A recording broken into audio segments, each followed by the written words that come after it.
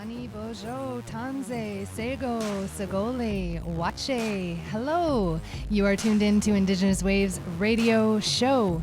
Indigenous Waves is a celebration of Indigenous culture locally, nationally, and globally. With music, stories, discussion, art, and humor, we explore the diversity of Indigenous people. Indigenous Waves is heard every Monday at 6 p.m. Eastern Standard Time on this radio station, CIUT 89.5 FM, and on Tuesdays at 6 p.m. Pacific Time on New Hulk Radio 91.1 FM. Shout out to New Hulk Radio. And we do it live from Dish with One Spoon territory. That's Anishinaabe, Haudenosaunee Treaty Territory, and also known as Tkaronto. This is producer Jemias DaCosta, and I am joined in studio with my co-host, Tyler Pennock. And we have a full house today. This is an exciting show. Toronto is celebrating the Hot Docs Film Festival, and we were fortunate enough to have two filmmakers and documentary. I hate to use the term subject, but two people who were featured in films that are screening for the Hot Docs Film Festival. We have Putupari and the Rainmakers filmmaker Nicole Ma. Welcome to Indigenous Waves. Thank you. We also have Alec Dumridge and his son, Dumaji. My apologies. That's okay. We'll always get it wrong first time. Be fine. I won't do it again, I promise. Alec Dumaji and your son, Zach, from Zach's Ceremony. And that film screens tonight at 8:30 at Innis Town Hall. And it's a pleasure to have all of you on the show today. Thank you for being here. With brother Tom here as well. And then we do have Putupari. Tom, thank you so much for joining us. I just had the pleasure of watching both of these films over the past couple of days, and I think we have a lot to talk about. So welcome to Indigenous Waves. So these films, as I mentioned, are screening. Putupari had your opening yesterday at Innis Town Hall, and it will be screening tomorrow. And both of these films are looking at something that we're very familiar with here on Turtle Island, which is also known as Canada, and that is ceremony resurgence, happening, I think, in two different ways. Had the opportunity to speak with Zach just before the show, and Zach said, it's two different ages, but very similar subject. And I thought that was really poignant, and I really appreciated that perspective of these films. I would like to speak with Nicole, Ma, and Tom first about Putupari and the Rainmakers. That was a very, I think it was a real honor to be able to see some of the ceremony that we were privy to in your film. And I'm wondering, Tom, if you can talk about the protocols for having such a ceremony be recorded and documented on film. And I imagine it's pretty powerful to be able to go back and look at that. But I also felt, that there was it was a very powerful thing to see that ceremony happen. Can you talk about what that was like to have that ceremony? Yeah, I took that shot in 1994 on a big camera, and things like that you don't see much, and really, but I asked the old fellows if it's okay for me to have it on camera. And they said, yeah, you can have it. But yeah, I never seen a rainmaking dance before. First time I seen one. And yeah, it blew me away, and I didn't know Maori people can do that. So things like that come with part of culture and the land. It comes with the land. And the people? I was really touched by, I mean, for both films, I think, and Tyler and I were talking about this, all of the parallels that we experience as Indigenous people here, our relationship to land and ceremony, and the interruption that we've experienced because of colonialism, and watching the Putapari and the Rainmakers, it was a really powerful message, I think, of that intergenerational knowledge exchange that happens, and I saw that also in Zach's ceremony. And Alec, I see you nodding your head. Do you want to jump in and talk a little bit about? Similar question. I know that, you know, in the film there is mention of certain parts of that ceremony, the initiation ceremony that Zach and his brother participated in. We were actually allowed to see some of that, and that's very unusual. It's not something that is often shared with outsiders. But then there's also that intergenerational exchange that's happening at the same time. Yes, look, first I'll just say thank you for having us on your land here. I'll pay respects to your elders and your old people here and the Indigenous people of Canada and also America, I guess, Turtle Island. So thank you for having, you know, me and my son, I'm sure our brother here as well. It's really good to come over here and share our stories with you, Mob, because we're so similar in a lot of ways. You know, we're very blessed that we share a similarity in cultures and stuff like that. But just to sort of, I guess, what Brother Tommy said a minute ago, you got to understand that when these ceremonies happen, they're very, very sacred and very important. And it takes a man like myself and Tom a long time to earn the respect and the trust of the old people to be able to come out there with the camera. We didn't just show up one day with a camera and go, here, we're going to do this. It was led by the elders, it was led by the law keepers, it was led by the ceremony people. And what they do is you earn yourself. You earn yourself as a man amongst them, and I'm sure it's the same over here as well. You earn yourself as a woman amongst them. But with that respect comes great responsibility. And just because I guess we're going to share some of our cultures and our ceremonies with the world and with everybody, we're not going to share everything. Because there's certain aspects of our culture and ceremony that stay sacred, and that's the reason why it's sacred, and that's the reason why it's the way it is. So, you know, I've seen Putapari and the Rainmakers. I think it's a brilliant film. Just that transfer of knowledge, but also that I think the uniqueness of that story over a 20-year period that Brother Tom was able to capture and show the importance of you know, those old men and women out there singing for that rain and singing for that waterhole. Same with what we did. You know, it's a similar film in a lot of ways, but it's also very different and diverse. We had to make sure that the Garawa people, which is my people, my elders at home, Garawa, we got Garawa, Huanyi, and Gangalita tribes up home. We had to make sure that everybody in all those tribes was satisfied that we were going to do the right thing by everybody and that we weren't going to expose any of our secrets when it comes to men's initiation ceremonies, because there are certain aspects you can't see. The film itself, I don't want to give too much away because I really want people to come and see the film, but the dances and the parts in the film that you do see is parts of our ceremony that is for public display. Just like when there's a theatre, like we have the oldest living theatre in the world, and that's our culture and ceremony. Our song and dance tells our story about who we are. So some of the parts that is part of the theatre and the action of what's going on is the yin and yang of life, and it's in this film. So you get to see that, and you're allowed to see it. Every time there was times that we couldn't film stuff, I'd make sure the camera was off and that, you know, our film crew was stepped aside. But we made sure we stuck to protocol, and cultural protocol is an integral part of who we are as people, as human beings, but also the fact of the matter that these ceremonies have been going on for so long, and even though the invasion, I guess, of a different culture on our land, we took them underground. We kept them quiet. We kept them to ourselves. And that's part of who we are, because it kept us connected to our spirituality and to our country and to, I guess, each other. Our songlines all meet up, you know, same with brother up there at their country. We do ceremonies that go right across through Northern Territory, Western Australia, down to Queensland, that bring us all together as one people.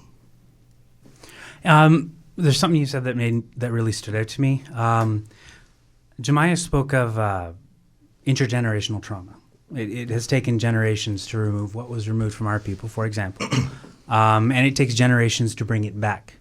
One of the responsibilities when a film crew goes into a community that knows what they want in terms of protocols, or when a researcher goes in, there's that idea of responsibility. So the film crew has a responsibility not just to the people in the film, but to the families of the people in the film, Yes. and the ancestors of the people in the film, Yes. and that they begin a relationship that doesn't end Yes. with the film.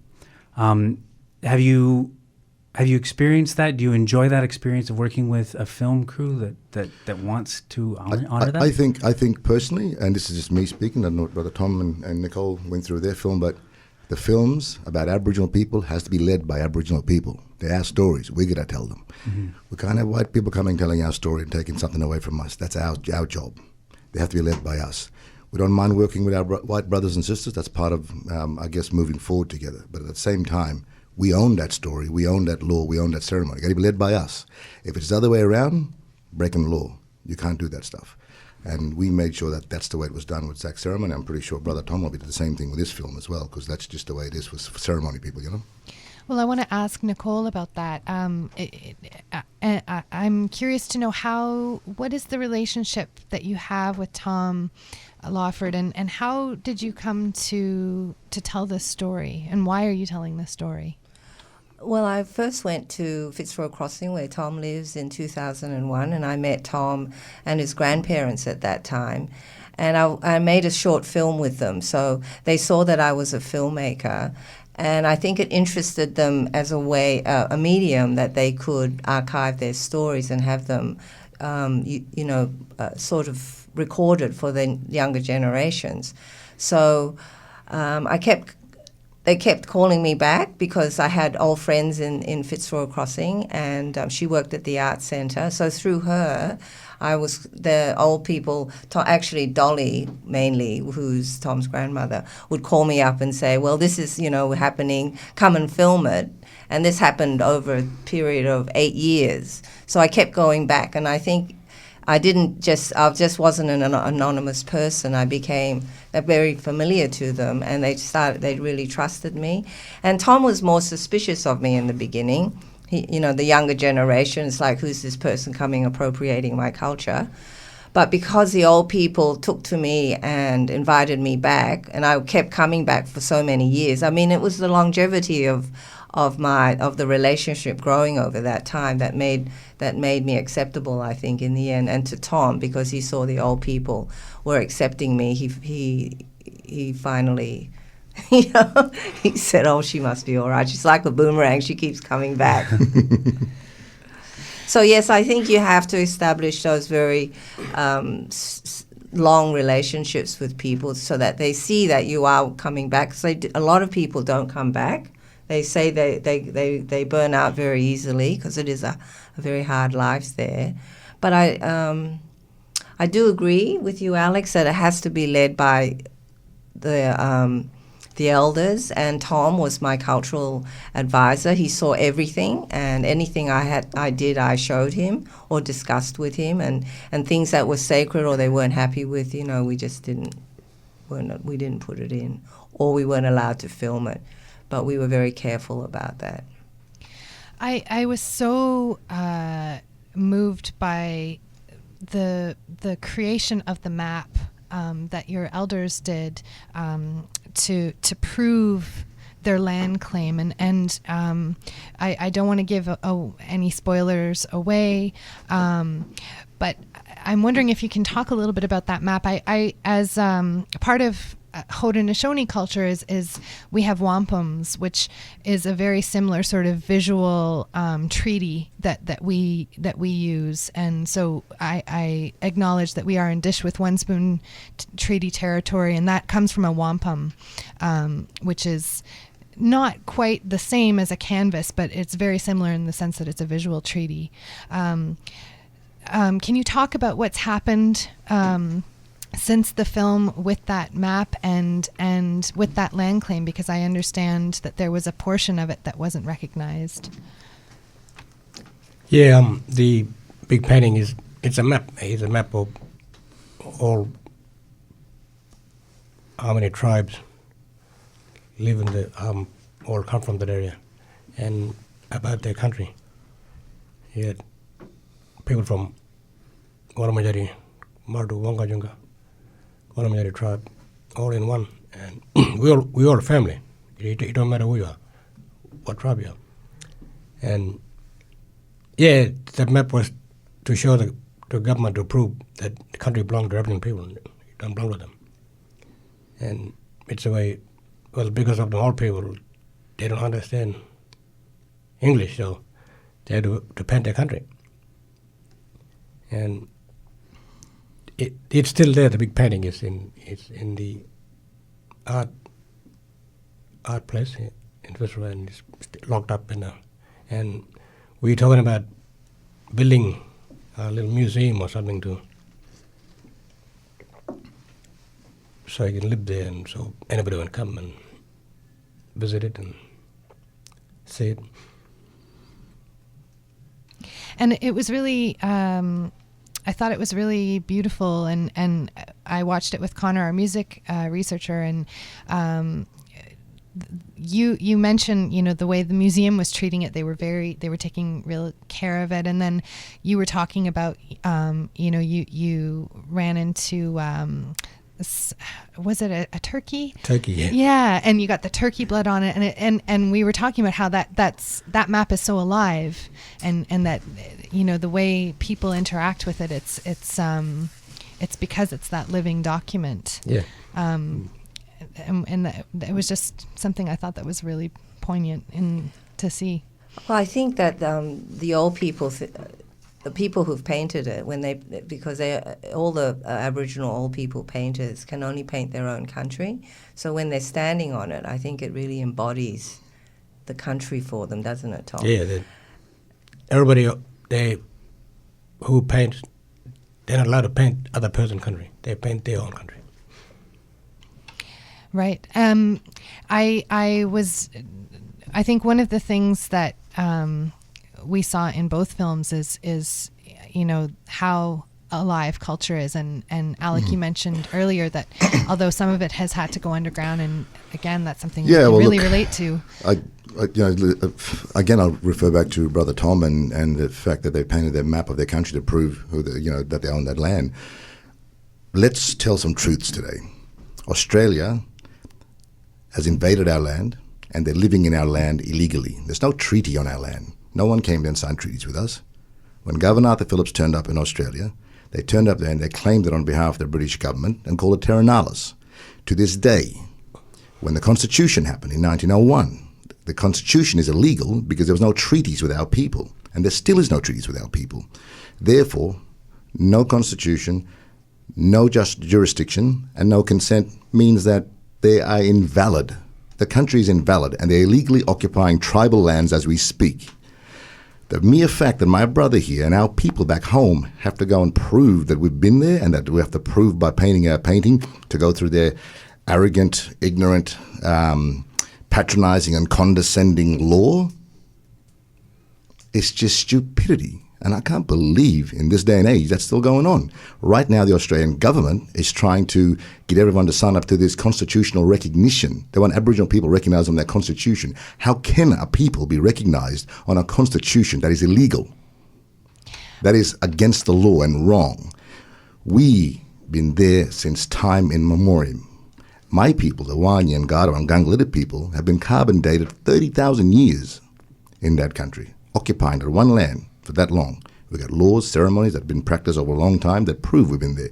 We don't need to do anything else. We don't need to go into a white man's court of law, because our law that's been practiced and that we still show in these films outdates their law. Simple as that. Absolutely. And I think that was the very frustrating thing to see, because again, we can relate to it here. We see it happening here, and to see that, only a portion of that map that was painted by those elders was recognized. There was, the portion for Spider and Dolly that wasn't recognized, and just watching that white judge, in that ceremony when they were acknowledging the land, and and watching how it played out, we had those thoughts exactly. Look, people think it's ignorance. It's not. It's arrogance. That government's over there, and it's arrogance. It's they're thumbing their nose at I guess international law, and they've been doing it for a long time. The mere fact that Aboriginal people has this thing called native title, which is it's the most watered down piece of legislation ever. Like my other job beside making film about my culture, my people, is I'm the president and the CEO of the Wanyi PBC, which is the, I guess it's the native title body that takes care of our native title. We fought 10 years to get recognition over the Lawn Hill National Park in our country. And my father led that fight. But we had to go to the white man system, right? Have a listen to this. This is how wrong this is. They send white man anthropologists out who learnt about the country from our old people, like my father taught these people about our country 30 years ago. So they send them back out. We have to pay them to prove back to the white man court that we actually own that land. I mean, come on. We know that story all too well. Native title is not worth the paper it's written on. All native title is a pat on the back to say, hey, you own this land, but we're not going to pay you rent for it.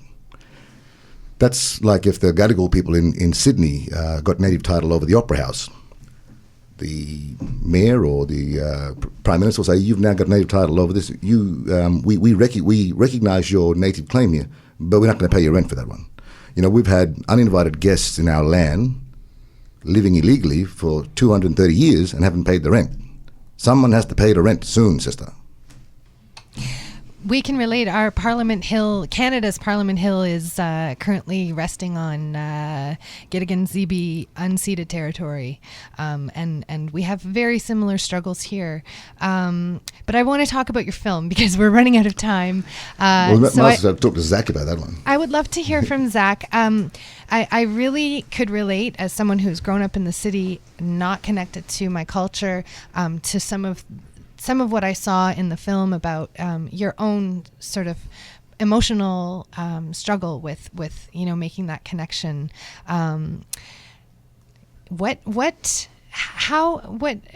saw that it seemed to strengthen your relationship with your brother. Do you want to talk about what that ceremony has meant for you in terms of yourself? Firstly, I'd like to acknowledge the traditional owners of this land and mine. And the elders, they stand over us and watch us while we have this conversation and this meeting. And I'd also like to ask, do I have permission to speak? Yeah, of course you do, son. Of course you do. So the film, we filmed it over 10 years of my life, following me, going through my walkabout and discovering myself as a person and kind of finding out. I mean, everyone's on their own path, white, black, Caucasian, Chinese. Everyone has their own laws and aspects and beliefs that they have to follow. So with me, I had to discover myself over 10 years, and it's kind of what we watch in the film. I mean, you watch me as a lost teen trying to find out how I'm meant to dress at school, or how do I impress a girl. It's just kind of, it's everyday stuff for an average teenager. I'm currently still on my walkabout. I'm not a leader until I earn that respect from the people that are leading me. So the ceremony, as Dad always explains it to me, gives me a seat to sit at the table with the people that have more power than I do. Doesn't give me the right to speak, but it gives me the right to sit and to listen and to take in as much knowledge as I can. And every day is a ceremony. This is a ceremony. This conversation is a ceremony. When you wake up in the morning, brushing your teeth, that's a ceremony. You're keeping yourself healthy, looking after yourself. Only you have the power to control your own life. So I guess in the doco Zach ceremony, you watch me grow up as a kid, you see me go through everyday struggles and become a man in my way. Yeah, I think Zach's also, the film itself is a metaphor for the struggle that Aboriginal people have been through. And if you come on the film, you go and walk about with him and you go on a journey.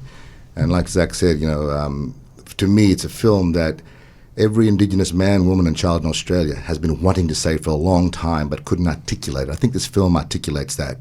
and it does it through Zach's eyes, through a kid, and you fall in love with him.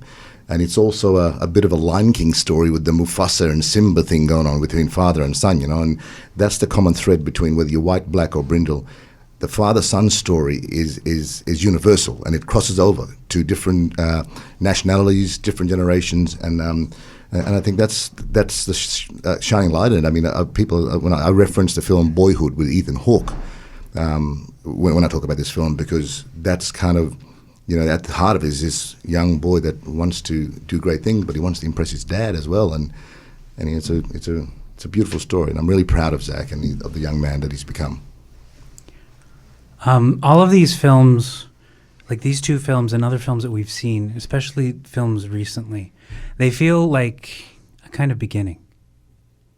Because there's hope to them. There's feelings in there that Jemias mentioned that she cried. I cried as well, but there was something hopeful to each and every part of these films. And it makes us feel like there's more to come. So I wish to ask the three of you, is there more to come? Brother? Oh, yeah, there's more yet to come. We need to bring it out, not hide it. As we said, we recorded our stories on tape. We don't run out of stories. They don't end. We got millions of years of stories. And That's true. Look, we've got a lot to say and a lot to tell, and I got to say, I cried too. I cried when I see the film, but I also cried when I seen Putapari, because I don't want to give the film away, but there's a certain part of the film there where I just broke down. I'll tell Tom about it later, but we certainly have a lot more to tell. There's more stories to be told. There's this walk that we're having over here with your people, with the natives here in America and in Canada, and I think that's a very important one to be told. Our brothership, our similarities, and our spiritual connection. I think that's for me and Zach. We've been on a path that has elevated it to a point where, we've got a platform to do what we need to do now. And I just want to say to Zach as well, I guess the hope that you're talking about that comes out of this film and the inspiration comes out of it is that I believe is us as Indigenous people, if we use our knowledge from our culture and our ceremony, if we go back to those old ways and use those, use that as a foundation in this new world, we will succeed. I know this because that's what I've done. In my upbringing, I've learned a lot of ceremony. I've learned a lot of respect. I've learned and I use that in my way of life now. So I use that as a foundation. And we're not saying we've got the answers. We're just saying that, we've tried it together for a fair bit, but how about we give this one a go? It might work. And I know for a long time, in Australia, a lot of the white population come into our communities and go, "We got the answer for you. We're going to save you." We don't want it to be that anymore. Also, one thing I wanted to make clear in this film, that I didn't want to be the poor bugger black fella, look at me, come and help me and save me.